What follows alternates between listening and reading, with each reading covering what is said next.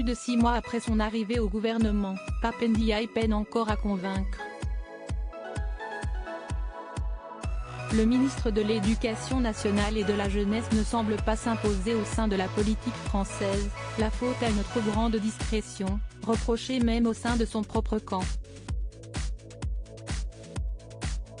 Comme le rapporte l'infolettre du média Politico diffusée ce mercredi 21 décembre, même s'il conserve un petit cercle de fans, au sein de la majorité. L'attitude effacée du ministre et ses réticences supposées à assumer ses positions font grincer des dents dans les équipes de Renaissance. L'infolettre révèle aussi que le ministre aurait du mal à s'affirmer.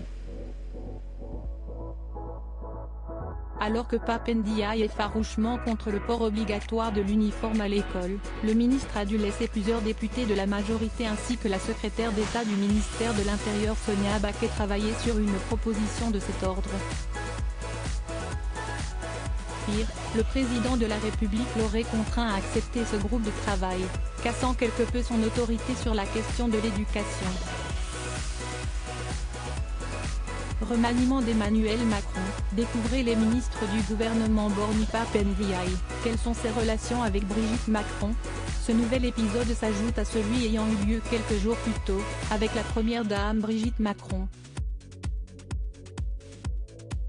Dans une interview auprès de l'OP, la femme du président de la République, très investie sur la question de l'éducation, étant une ancienne professeure de français, déclarait ne pas connaître Pape Ndiaye, alors qu'elle s'est rendue à plusieurs événements à ses côtés. Si les équipes de Brigitte Macron ont tenté de corriger le tir par la suite, le camouflet à l'encontre du ministre était fait. Du côté des profs, Pape Ndiaye perd également des soutiens, les syndicats ne voyant pas arriver l'augmentation des salaires promise par le président lors de sa campagne de réélection, même si ses équipes l'assurent, cette augmentation aura bel et bien lieu en 2023.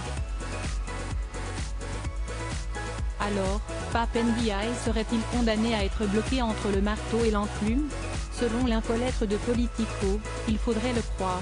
C'est pour ça qu'il a été nommé, sachant que son prédécesseur en avait fait beaucoup et était devenu un irritant selon un conseiller interrogé par le média. Une position qui risque d'être difficilement acceptable pour le ministre. Crédit photo, Giancarlo Gorassini. Best Image.